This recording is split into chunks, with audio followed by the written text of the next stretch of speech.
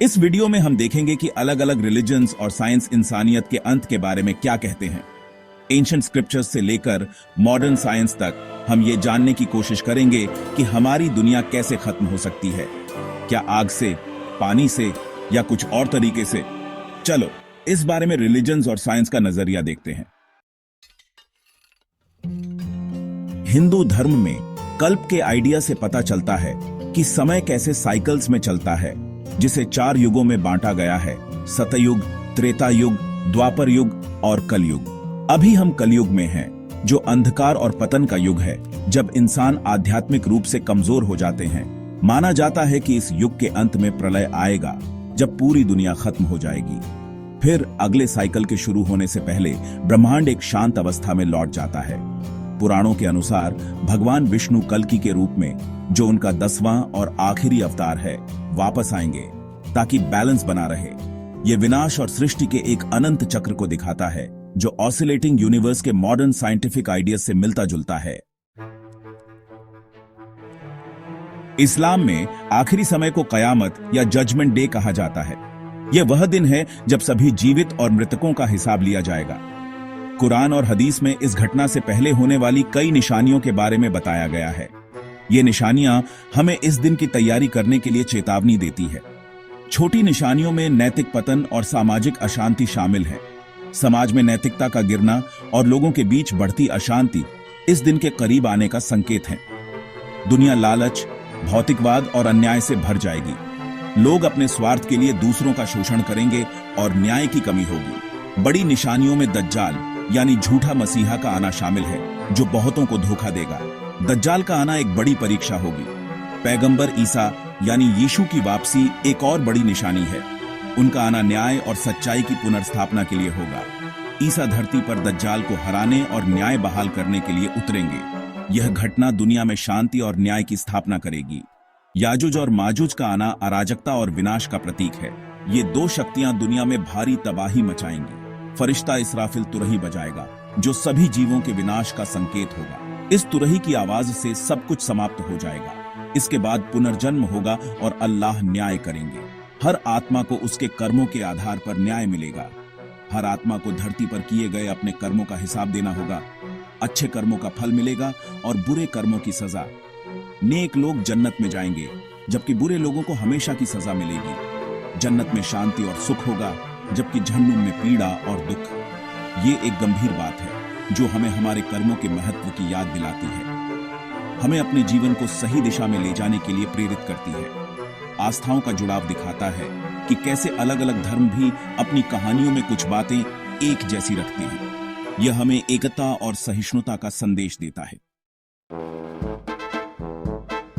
ईसाई धर्म बाइबल की आखिरी किताब रेवलेशन में आखिरी समय के बारे में बताता है। इस किताब में बताया गया है कि कैसे एंटी क्राइस्ट आएगा और बहुतों को धोखा देगा। फिर आएगा ग्रेट ट्रिब्यूलेशन, जो बहुत दुख और तकलीफ का समय होगा।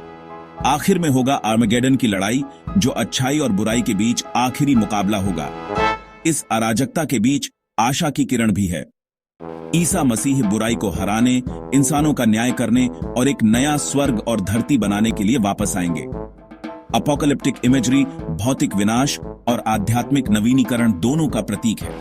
यह एक याद दिलाता है कि सबसे अंधेरे समय में भी आशा बनी रहती है। एक नई सुबह का इंतजार है। बौद्ध धर्म में अंत का विचार अनित्यता के सिद्धांत से जुड़ा है। यह सिद्धांत हमें यह सिखाता है कि हर चीज अस्थायी है और परिवर्तन ही जीवन का एकमात्र स्थिर तत्व है। कल्प सिद्धांत सृष्टि और विनाश के चक्रों के बारे में बताता है। यह चक्र अनंत हैं और हर युग के अंत में एक नया युग शुरू होता है, जो हमें ब्रह्मांड की अनंतता का एहसास कराता है। जैसे जैसे मानव नैतिकता में गिरावट आएगी, बुद्ध की शिक्षाएं गायब हो जाएंगी और समाज अराजकता में पड़ जाएगा। यह अराजकता केवल बाहरी नहीं होगी, बल्कि आंतरिक भी होगी, जो हमारे मन और आत्मा को प्रभावित करेगी। आखिरकार एक नया बुद्ध मैत्रेय धर्म को बहाल करने और मानवता को ज्ञान की ओर ले जाने के लिए उभरेगा। मैत्रेय का आगमन एक नई आशा और पुनर्जन्म का प्रतीक होगा, जो हमें अंधकार से प्रकाश की ओर ले जाएगा। गिरावट और नवीनीकरण का यह चक्र तब तक जारी रहेगा जब तक सभी प्राणी ज्ञान प्राप्त नहीं कर लेते। ये यात्रा कठिन हो सकती है, लेकिन यह आत्मा की शुद्धि और अंततः मुक्ति की ओर ले जाती है। यह आशा का संदेश है जो बताता है कि हम कितनी भी दूर भटक जाएं, छुटकारा पाने का मौका हमेशा रहता है। यह हमें याद दिलाता है कि हर अंधेरी रात के बाद एक नया सवेरा होता है। परिवर्तन ही एकमात्र स्थिर चीज है, जो ब्रह्मांड का एक मूलभूत नियम है। यह नियम हमें सिखाता है कि हर परिवर्तन एक नए अवसर का द्वार खोलता है। अस्तित्व का उतार चढ़ाव हमें ब्रह्मांडों के निरंतर जन्म और मृत्यु की याद दिलाता है। यह चक्र हमें यह सिखाता है कि जीवन और मृत्यु एक ही सिक्के के दो पहलू हैं और हर अंत एक नई शुरुआत का संकेत है। यहूदी धर्म में अंतिम समय एक मसीहा युग की प्रतीक्षा के बारे में है, जो शांति और न्याय का समय होगा। राजा डेविड के वंशज मसीहा का आगमन यहूदी धर्म के अंतिम समय के विचारों का केंद्र है। यह मसीहा अभूतपूर्व शांति और समृद्धि के युग की शुरुआत करेगा। भविष्यवाणियां मसीहा युग की शुरुआत से पहले परीक्षा और क्लेश के समय के बारे में बताती हैं। मृतकों का पुनर्जन्म एक और महत्वपूर्ण अवधारणा है। धर्मियों को ओलम हाबा यानी आने वाली दुनिया में रहने के लिए पुनर्जीवित किया जाएगा। सर्वनाश विनाश के बजाय यहूदी धर्म अंत के नैतिक और आध्यात्मिक पहलुओं पर ध्यान केंद्रित करता है। यह एक बेहतर भविष्य के लिए काम करने का आग्रह करता है। अब चलो विज्ञान के नजरिए से मानवता के अंत के बारे में जानते हैं। यह एक ऐसा विषय है जो न केवल वैज्ञानिकों बल्कि आम लोगों के बीच भी गहरी चिंता का विषय है। डेटा के आधार पर मानवता कैसे खत्म हो सकती है, इसके कई संभावित सिनारियोज हैं। इनमें से कुछ सिनारियोज प्राकृतिक आपदाओं से संबंधित हैं, जबकि अन्य मानव निर्मित खतरों से। क्लाइमेट चेंज, बढ़ता हुआ global temperature, extreme weather events और इकोसिस्टम्स में गड़बड़ी पैदा कर रहा है। यह न केवल पर्यावरण को प्रभावित करता है, बल्कि मानव समाज की स्थिरता को भी खतरे में डालता है। अगर इसे नहीं रोका गया तो जलवायु परिवर्तन से बड़े पैमाने पर सामाजिक पतन हो सकता है।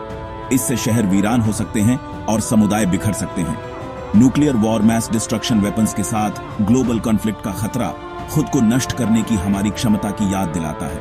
यह एक ऐसा खतरा है जो मानवता के अस्तित्व को सीधे चुनौती देता है। एस्टेरॉयड इंपैक्ट, किसी बड़े एस्टेरॉयड के साथ विनाशकारी टक्कर से सामूहिक विनाश हो सकता है। यह एक ऐसा खतरा है जो लाखों वर्षों में एक बार होता है, लेकिन इसके प्रभाव विनाशकारी हो सकते हैं। कॉस्मिक इवेंट्स, हमारा सूरज लगभग 5 अरब वर्षों में एक रेड जायंट में बदल जाएगा और पृथ्वी को निगल जाएगा। यह एक ऐसा परिदृश्य है जो हमें ब्रह्मांड की विशालता और हमारी नश्वरता की याद दिलाता है। लंबे समय में ब्रह्मांड हीट डेथ या बिग क्रंच के माध्यम से समाप्त हो सकता है। यह एक ऐसा अंत है जो सभी चीजों के अंत का प्रतीक है। विज्ञान हमें याद दिलाता है कि मानवता का भाग्य अनिश्चित लग सकता है, लेकिन यह हमारे भाग्य को आकार देने का अवसर भी है। हम अपने ज्ञान और संसाधनों का उपयोग करके इन खतरों का सामना कर सकते हैं।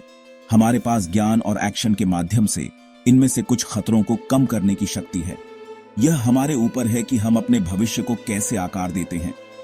शायद हम इस धरती पर अपना समय बढ़ा भी सकें। एक स्थायी भविष्य की दिशा में काम करके हम आने वाली पीढ़ियों के लिए एक बेहतर दुनिया छोड़ सकते हैं। विज्ञान ब्रह्मांड में हमारे स्थान के बारे में एक गंभीर और विस्मयकारी दृष्टिकोण प्रदान करता है। यह हमें याद दिलाता है कि हम एक बड़े, जटिल और अद्भुत ब्रह्मांड का हिस्सा हैं। मानवता का अंत हमारे डर और हमारी आशाओं दोनों को दर्शाता है। हर धर्म एक अलग दृष्टिकोण देता है, जबकि विज्ञान हमें अपने भविष्य को बचाने के लिए कदम उठाने का आग्रह करता है। हमारी मान्यताएं चाहे जो भी हों, अंत हमें याद दिलाता है कि हमें एक दूसरे के लिए सम्मान के साथ जिम्मेदारी से और सार्थक जीवन जीना चाहिए।